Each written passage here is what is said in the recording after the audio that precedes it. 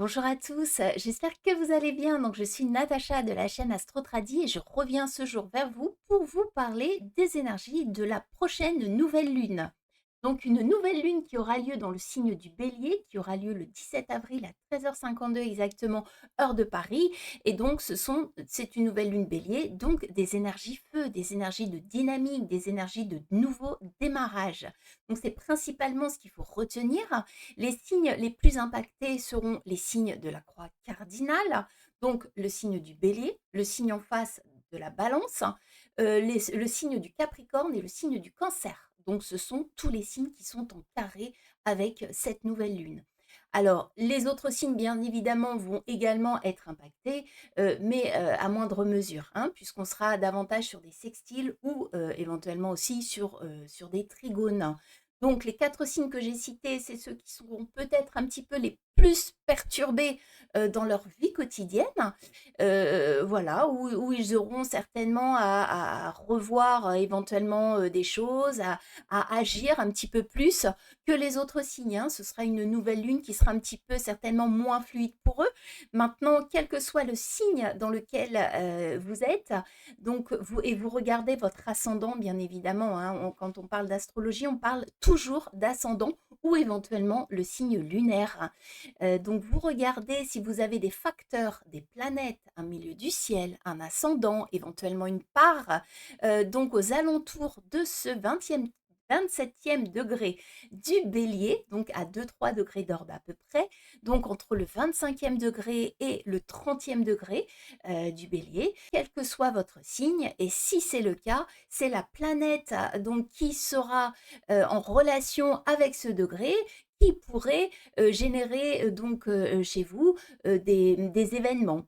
Alors après, vous regardez quelle maison elle régit, vous regardez dans quelle maison elle est logée et tout se jouera en fait un petit peu par rapport à ça, hein. Le phénomène des pleines lunes et des nouvelles lunes, c'est toujours vous par rapport à votre thème natal, hein. Ce sont les éléments que moi je vais vous donner sur les énergies qui sont actuellement dans le ciel et qui vont impacter vous, votre thème natal par rapport à la planète qui est en relation justement avec le point avec le degré de cette nouvelle lune.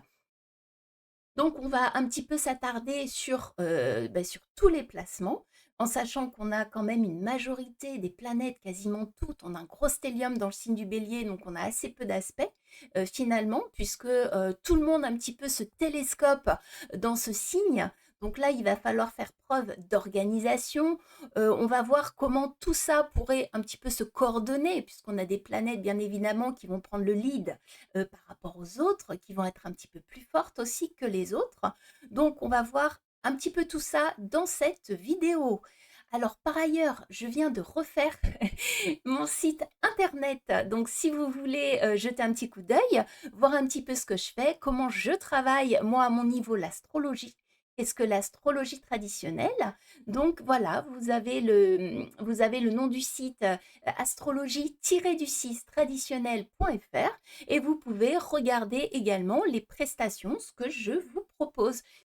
Et vous pouvez, si vous le souhaitez, également aider un petit peu la chaîne à prendre de l'ampleur, hein, sur YouTube, hein, parce qu'on est quand même de plus en plus sur YouTube. Et c'est toujours bien d'avoir un petit pouce, d'avoir un like, voilà, si vous souhaitez vous abonner également pour recevoir les prochaines lunaisons, ce sera avec un grand plaisir.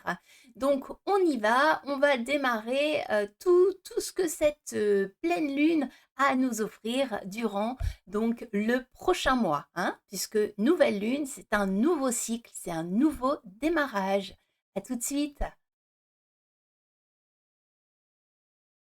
Donc, pour reprendre ce que je disais, alors, une nouvelle lune en bélier. Donc, qu'est-ce que le bélier? Donc, le bélier, déjà, c'est un signe de départ, c'est un signe de nouveau départ, c'est un signe cardinal, c'est un signe qui lance les choses, c'est un signe d'initiative, c'est un signe d'entrepreneur, le bélier, hein, c'est un signe actif. Le maître du bélier, c'est Mars. Donc, quand on parle du bélier, on parle d'action de Mars. Donc, on y va, on prend de l'élan. Alors, le bélier n'est pas réellement un signe qui pose les jalons. C'est un signe qui démarre, qui part un peu en trombe. Et ce sera un petit peu le challenge qui va nous être proposé justement lors de cette lunaison. Car partir, c'est bien, mais c'est bien aussi de poser une structure, de savoir où on va, de prendre la bonne direction.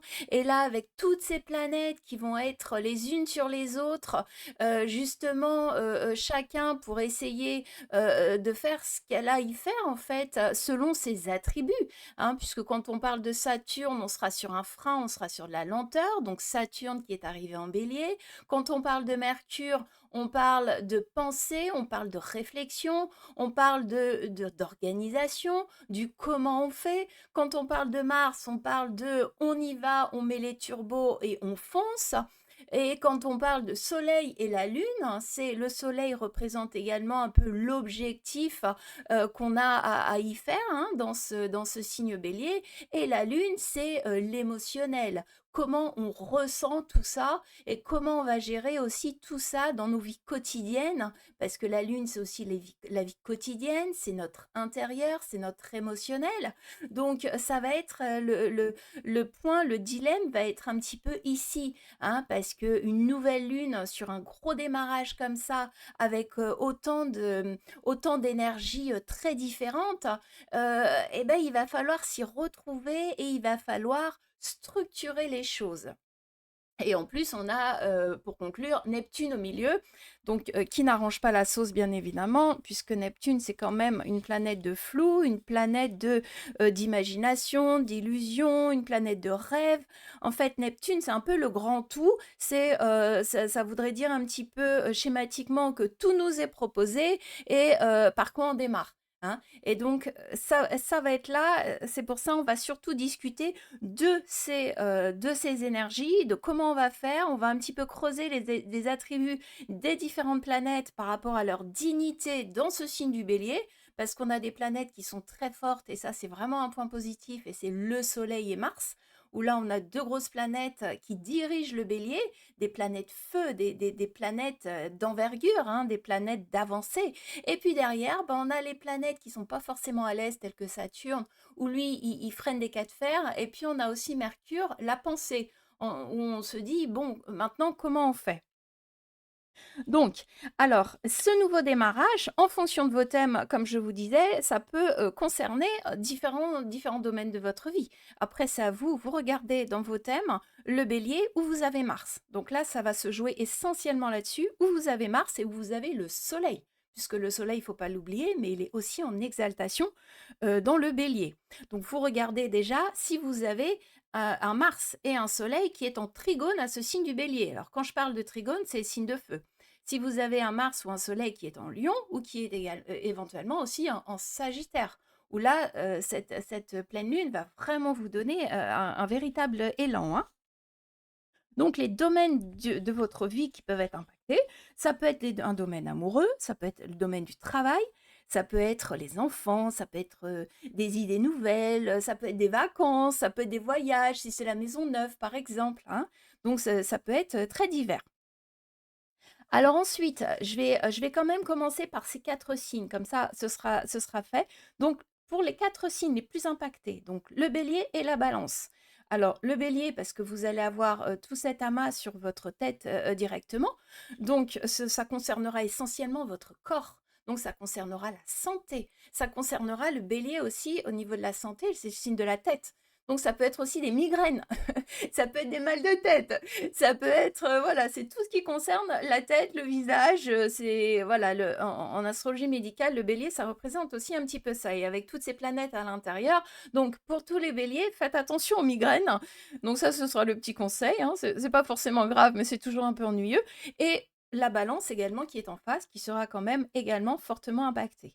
Donc pour schématiser, parce que les signes fonctionnent par axe, donc on aura l'axe bélier-balance, donc ça impactera la santé, le corps, le comportement, comment vous vous présentez aux autres. C'est votre destin en fait, votre vie de façon générale, comment vous êtes dans votre vie de façon générale. Donc là, vous serez très dynamique, entreprenant, puisque c'est vraiment le propre du bélier. Donc ça, et tout va dépendre. Alors la balance, c'est plus le signe du relationnel. Donc là, on parlera plus des amours, on parlera du conjoint éventuellement, on parlera de vos contrats, de vos collaborations, de toutes les interactions que vous pouvez avoir avec l'extérieur. Donc que ce soit au niveau du commerce, des échanges avec les autres, de façon générale.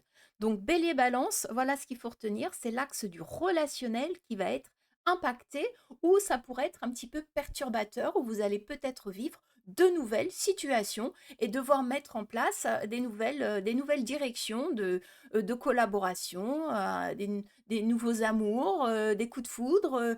Voilà, ça peut être ou des commerces, des échanges. On vend quelque chose, on achète quelque chose. Si vous avez une vente ou un achat là à faire en ce moment, bon, ben, ça pourrait être justement le moment où les choses se passent. Ensuite, on aura les Capricornes et les Cancers.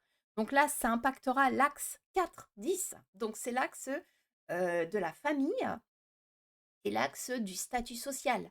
Donc de votre travail, de votre carrière, comment vous vous présentez au niveau social, dans votre travail, qui vous êtes au travail, voilà. Comment les autres vous voient dans votre vie sociale. Et dans votre famille également, puisque la maison 4 représente les parents, représente votre famille. Donc, ça pourrait aussi vous impacter dans votre intérieur, hein, puisque la maison 4, c'est aussi le natif dans son intérieur, qui il est réellement lui, et que les autres ne voient pas forcément. Hein. Donc, c'est une envie de grandir, la maison 4. L'axe 4-10, l'axe 4, c'est là d'où on vient, c'est l'éducation qu'on a, c'est la famille, c'est ce qu'on ressort, nous, de l'intérieur, c'est là où on se régénère. Et la maison 10, c'est ce qu'on a proposé aux autres en termes de travail. Comment on peut participer à la vie collective et sociale, comment on peut prendre sa place à l'extérieur. Hein. Donc, ça pourrait impacter votre travail et votre vie personnelle. Donc, voilà, ça, ce sont les 4 signes qui seront les plus touchés. Alors, après, une nouvelle lune, c'est toujours un cycle, comme je disais, de 28 jours. Ah, on aura effectivement cette pleine lune dans 2 semaines, hein, qui viendra se poser au milieu, où là, on changera un petit peu de direction, on prendra peut-être une direction différente. Là, on aura l'occasion d'en reparler, mais ce nouveau cycle dure en théorie 1 mois, hein. C'est 1 mois où les choses prendront de la vitesse. Donc, on va reprendre un petit peu chaque planète. Donc, on a Mercure qui vient d'entrer en bélier, on a Mars, on a Saturne, on a la Lune, on a le Soleil et évidemment, on a Neptune, donc qui est entré en bélier et qui va y rester pour un certain nombre d'années. Donc, si on prend en compte les transpersonnels. Mais bon, Neptune, on va un petit peu la mettre à part puisque c'est pas forcément des planètes personnelles. C'est une planète qui pourrait installer effectivement son côté un petit peu flou, son côté un petit peu illusion, son côté rêve, son côté je me fais plein de projets dans la tête, mais c'est pas Neptune qui va vraiment être le pôle central de cette lunaison. Hein. Donc je vais un petit peu la mettre de côté. Donc maintenant, il faut savoir qu'avec autant de planètes dans un signe, ça va se télescoper, hein. Il va falloir qu'il y ait des planètes qui prennent de l'ampleur un peu plus sur les autres, puisqu'elles ont toutes leur raison d'être, elles agissent tous avec des attributs différents, et il va falloir coordonner un petit peu tout ça, parce qu'on risque d'avoir à faire un espèce de capharnaüm qu'il va falloir organiser. Mais ça tombe bien puisque on a Mercure. Et Mercure est présent justement dans cette lunaison. Et donc il est présent en bélier et donc il va pouvoir agir en support à ces 2 grosses planètes qui dirigent le bélier et qui sont Mars, donc en prioritaire puisque c'est le maître du bélier, et le soleil qui est en exaltation dans le bélier. Donc on va pouvoir agir, mais on va avoir Mercure, donc la pensée, l'organisation qui va également agir dans le même sens. Donc c'est toujours pas mal. Mais le souci, c'est que le bélier, c'est quand même un signe de rapidité. Et on n'hésite pas souvent 2 fois avant d'avoir les idées. Hein. En bélier, on fonce. On pense après en bélier très souvent. C'est souvent ce qu'on dit. Le bélier, il agit, il avance, et puis après, il se pose la question, est-ce qu'il a bien fait? Et en fait, c'est un petit peu ça dont il va falloir se méfier durant cette lunaison. Parce qu'avancer, c'est bien. C'est vrai qu'on pourrait vraiment prendre de l'ampleur dans tous les projets qui étaient éventuellement sur le feu, là, et ça pourrait partir un petit peu en trombe. Mais il faut faire aussi attention où on met les pieds. Et ça, c'est toujours le propre du bélier, et c'est un petit peu la faille, si j'ai envie de dire. Là, on va faire le tri dans toutes les planètes. On va regarder déjà les planètes qui pourraient poser un souci hein, dans le signe du bélier. Alors pour démarrer, je pense que ça ne vous surprendra pas. On va démarrer par Saturne, bien évidemment. Donc Saturne qui est arrivé en bélier en février dernier, donc qui est en chute en bélier, et donc qui ne peut pas agir correctement avec ses attributs, les attributs saturniens. Quels sont ces attributs saturniens? On parlera, on parlera de lenteur, on parlera de construction, on parlera d'analyse. Et là, sous le signe de Mars, c'est un petit peu ce qui fait défaut. Puisque Saturne, il va devoir prendre de la vitesse. Donc, il ne va pas pouvoir agir selon ses attributs tels que ce serait l'idéal. Il serait un petit peu paumé dans cette énergie feu, hein, puisque Saturne, c'est quand même une planète de terre.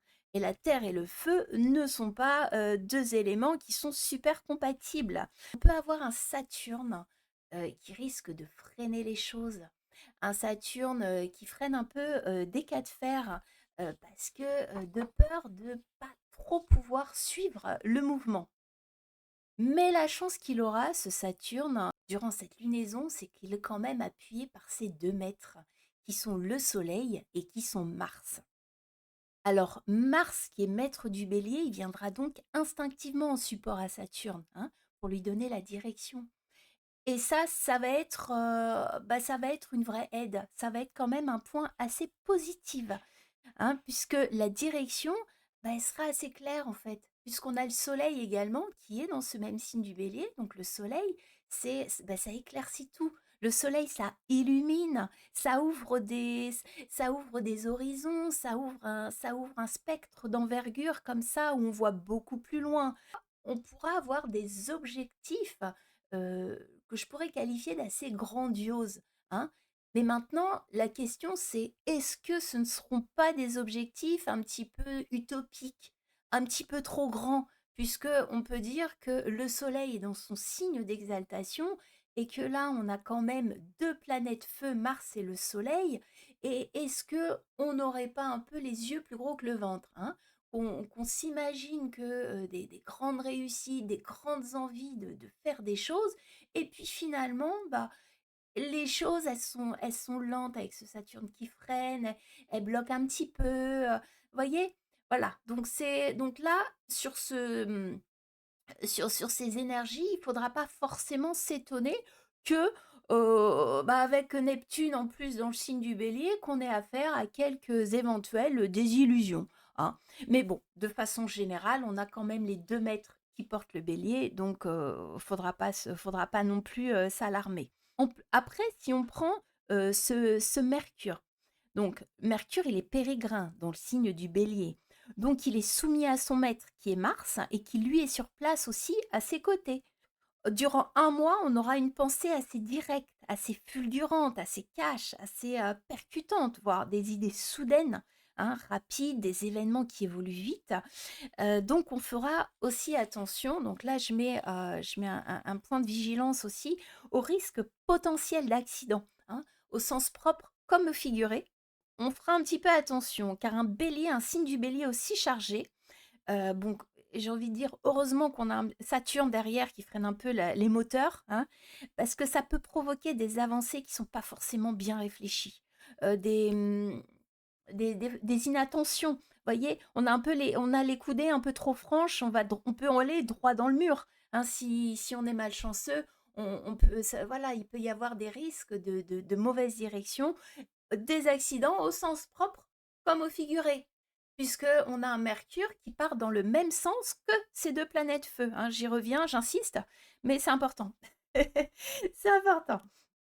Voilà, donc là, je pense que l'intérêt, il va être aussi de regarder notre Saturne personnel, où vous avez Saturne, qui va pouvoir un petit peu freiner ces énergies. Parce que bah, si on a un Saturne qui est bien positionné par rapport à cette lunaison, qui est en trigone par exemple, vous regardez s'il est en dignité, si vous avez un Saturne en Capricorne par exemple, vous regardez si vous avez un Saturne en Balance où il serait en exaltation, si vous l'avez en Lion où il serait en exil. C'est un petit peu, j'ai envie de dire, la dignité de Saturne qui va pouvoir diriger cette lunaison par rapport à vos vies. Où vous l'avez. Est-ce que vous avez un Saturne fort? Est-ce que vous avez un Saturne faible? Est-ce qu'il est relié directement à cette lunaison? Et c'est ça qui va orienter justement les effets de cette nouvelle lune, vous, dans votre vie. Hein, puisque bah, voilà, si Saturne il est un peu mal configuré, il est en carré, c'est pas forcément très très bon. Mais là, pour une fois, Saturne, je pense qu'il nous sera bien utile pour un petit peu refroidir les moteurs, hein, parce que c'est une lune qui va être assez chaude. Hein, on est sur un signe de feu. Donc, signe du bélier, c'est soit ça passe, soit ça casse. Hein. Il y a pas de mitigeur hein, dans le bélier. Hein. C'est on avance ou avec Saturne ou on stoppe. Hein. On n'y va pas à moitié, on ne fait pas les choses à moitié. Donc maintenant, si on regarde un petit peu l'aspect avec les autres planètes, bah, on constate qu'il n'y a pas grand-chose autour. Hein. Avec un bélier qui va aussi vite, j'ai envie de dire, tout le monde est un peu embarqué dans la même voiture bélier. Donc on a juste ici ce Jupiter qui fait un carré à cette lunaison. Donc ce Jupiter que vous voyez ici, si vous suivez mon curseur, donc on a un Jupiter qui est toujours en Cancer, donc en marche directe, en exaltation. Il a repris sa marche directe le mois dernier. Donc le Cancer qui est un signe d'eau, le signe de la famille, le signe de l'émotionnel, le signe du ressenti intérieur également. Alors le Cancer signifie également le démarrage des choses, puisque le Cancer c'est un signe matriciel. C'est le germe, c'est la matrice en fait du zodiaque, le Cancer. Hein, c'est le germe de tout ce qui pousse sous terre, mais qui n'a pas encore émergé à la surface. C'est ce qui se trame un petit peu dessous. Hein.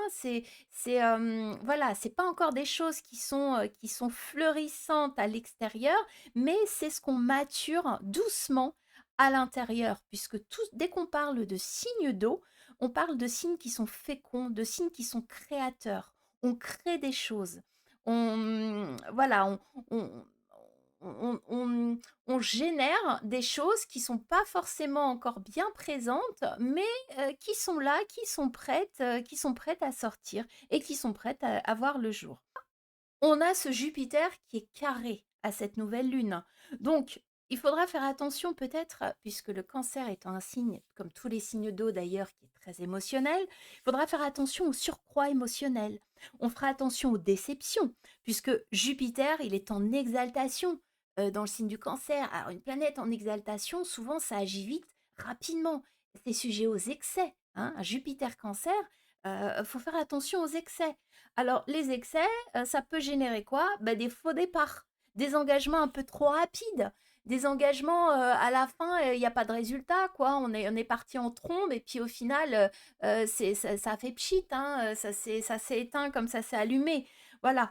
Ou faire attention aussi, bah, aux démarrages qui sont un petit peu perturbateurs, où on a besoin de modifier aussi certaines choses, hein. En Cancer, on n'est pas complètement forcément satisfait, où on peut avoir des émotions un petit peu fortes, des déceptions fortes, ou le contraire, hein, ou des états comme ça, des émulations très soudaines, assez fulgurantes. Vous voyez, une planète en exaltation, c'est souvent ça. Hein, c'est difficilement maîtrisable. Et surtout en Cancer, c'est un émotionnel en up and down comme ça qu'il va falloir quand même gérer. Alors effectivement, on ne voit pas ici, puisque je reviens sur ma carte, parce qu'on ne voit pas l'aspect, puisqu'on n'est pas sur un aspect avec des orbes, parce que moi je travaille aussi en traditionnel. Mais quand vous voyez le bélier et le cancer, c'est deux signes qui sont en carré, hein. Donc à mon sens, même si le carré n'est pas forcément tracé, il faut le prendre.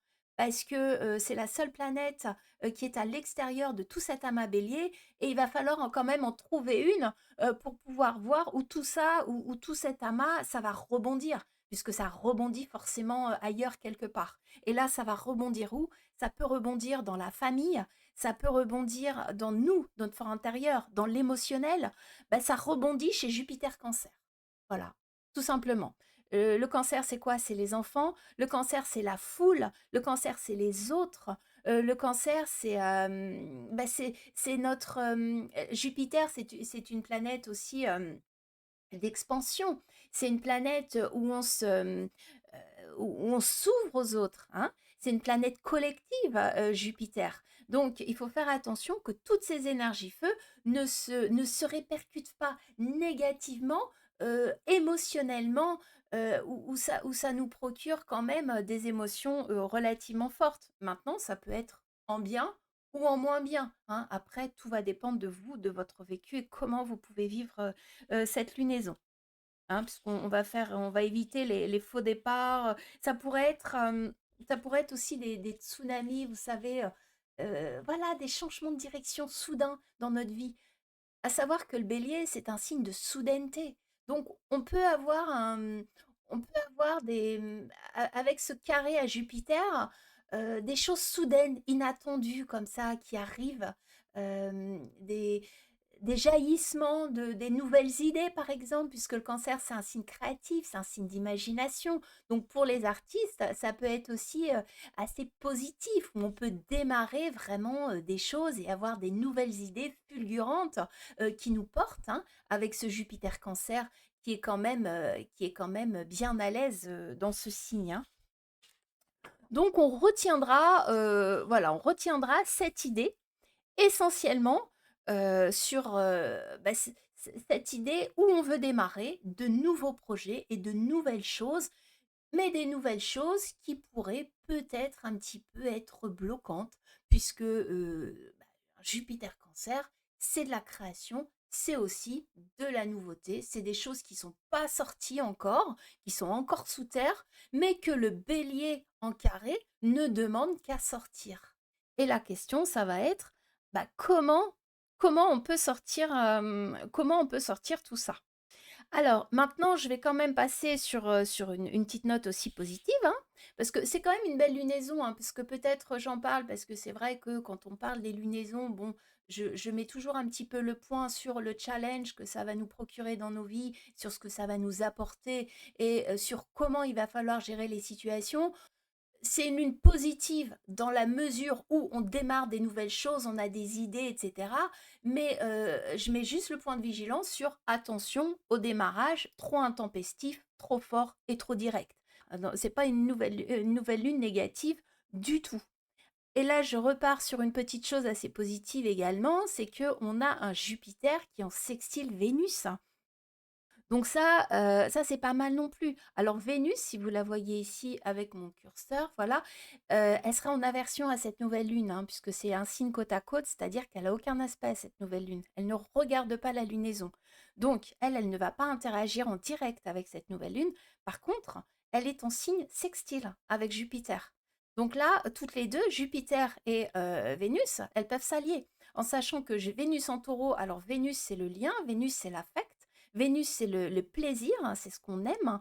En taureau, donc c'est un univers relativement stable. Ça peut être bah, les habitudes en fait, parce que le taureau, c'est des choses qu'on fait évoluer comme ça doucement, doucement mais sûrement. Et donc avec ce Jupiter, ça pourrait justement invoquer que on fait évoluer nos situations, nos habitudes. On a ces envies. On a ces envies de vraiment prendre de l'envergure et changer les choses. Surtout qu'on a aussi un Uranus ici qui vient en conjonction donc à cette, enfin, conjonction relativement large, mais il est quand même dans le même signe que Vénus. Donc il y a peut-être aussi, ça confirme ce besoin, cette envie de changer les choses. Et donc en sextile, le Jupiter va quand même bien aider par rapport à nos désirs, par rapport à ce qu'on veut faire. Hein. On sera un petit peu dans des envies assez fortes, dans des envies très positives, puisque Jupiter, c'est quand même une planète bénéfique, et Vénus également. Donc on sera vraiment sur une bonne dynamique bien positive pour faire avancer les choses, mais c'est voilà, ce carré Jupiter avec le bélier qui pourrait rendre les démarrages, je dirais, un peu trop intenses. Alors maintenant, Jupiter, alors j'ai envie de dire aussi que Jupiter-Vénus, ça peut être, Vénus, c'est dans le signe du taureau, c'est un signe de terre, c'est un signe fixe. Donc ça pourrait représenter aussi les relations de confiance, les relations où où on a quelques certitudes. Donc on pourrait, avec cette Jupiter-Vénus, trouver également de l'aide, se faire aider avec des proches, trouver de l'aide auprès des autres si franchement les choses allaient un peu trop vite, ou on savait plus trop comment arrêter la machine, ou on savait plus trop par quel bout prendre les événements, quels qu'ils soient, hein, je précise, hein, c'est pas relié à un domaine particulier. Vous regardez où vous avez le signe du bélier, hein, c'est ce signe qui va être impacté, le domaine qui va être qui va être le plus impacté durant cette lunaison.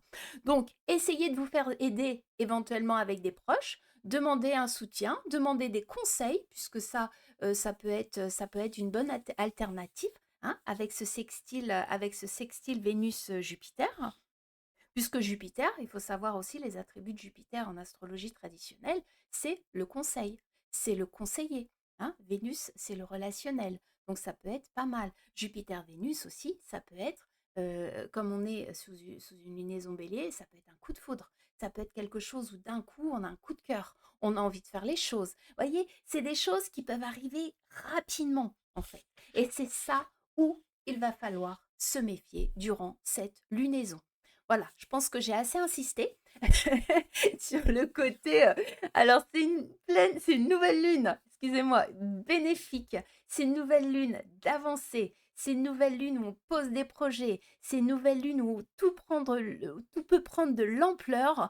Et ce qu'il faut faire, c'est attention, réfléchir.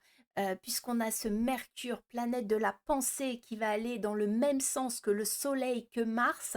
Donc, on freine, on compte sur Saturne, hein. Vous regardez où vous avez votre Saturne pour bloquer un petit peu tout ça, pour repenser les choses. Et puis après, bah, écoutez, puisque avec ce Jupiter, bah, on fait attention en fait. On reste vigilant, on reste sur ses gardes. Voilà, on essaye d'avancer le plus lentement possible et le mieux ce sera. Voilà un petit peu ce que j'avais à vous dire sur ces énergies nouvelle lune. J'espère que vous pourrez vous repérer par rapport à votre thème et voir les domaines qui seront impliqués. Donc, les domaines bélier, hein. Vous regardez quelle maison est votre bélier et quelle maison est votre Mars. Hein. Vous faites un mix entre les deux et votre soleil également, puisque le soleil c'est exaltation bélier. Donc là, je pense que je vous ai tout dit, et par rapport à la lunaison et par rapport à votre thème, comment la décrypter sur votre thème. Et si vous voulez bien évidemment des informations complémentaires, vous pouvez aller sur mon site, vous avez mes coordonnées, vous pouvez revenir vers moi, me poser des questions et avec un grand plaisir, je vous répondrai. Donc sur ce, je vous souhaite une belle nouvelle lune et je vous souhaite une belle journée ou soirée. Tout dépend quand vous regardez cette vidéo. Bonsoir. Au revoir.